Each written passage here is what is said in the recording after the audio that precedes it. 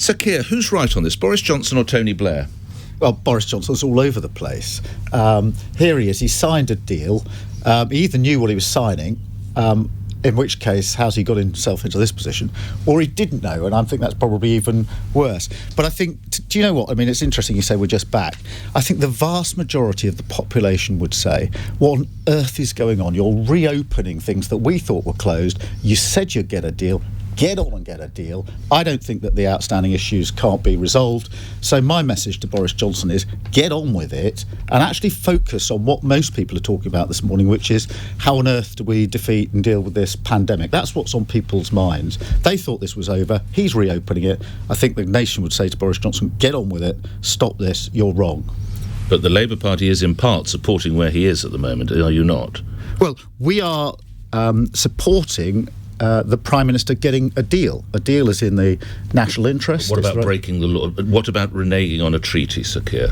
No, he's making a mistake reneging on a treaty. That will have reputational damage for the UK. I mean, here we are on the world stage, you know, for the first time in many years on our own. And what's the first thing we do? We break a treaty. But it's basic stuff. If you say to other nations, we agree something, then a few months later you say, no, we don't, the chances are they're not going to trust you going forward. So as regards the internal market bill, what would he need to do to gain your support on that? What are you looking for?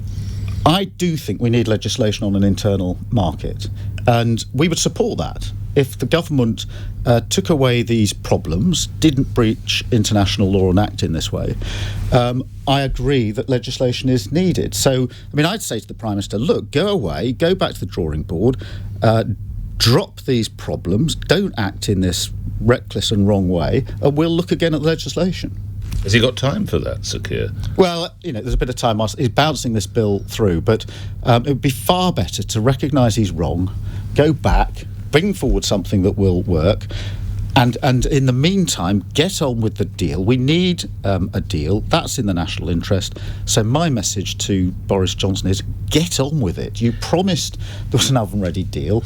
Get on with it. Deliver this and let us focus on what really matters to people, which is defeating this pandemic. Susie, coming to you after this last question from me on this subject. Sir Keir, is there any set of circumstances in which you could consider that you might support Boris Johnson breaking the law? I refer to what if this so-called third country status was not afforded to the United Kingdom? Therefore, I read that it could influence getting food from from Great Britain to Northern Ireland.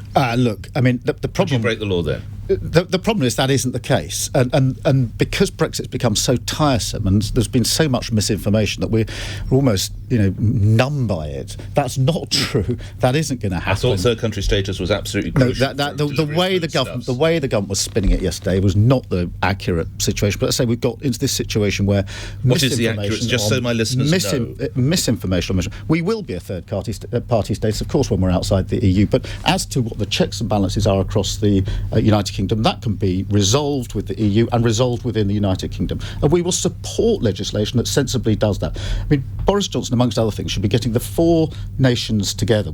England, Wales, Scotland and Northern Ireland are heading off in all sorts of different directions now on this and on COVID. What the Prime Minister is failing to do is hold the union together. You know, I think look across the union and we're seeing all countries going in different directions. For heaven's sake, pull it together, lead from the front, lead for the United Kingdom, get a deal, focus on the pandemic.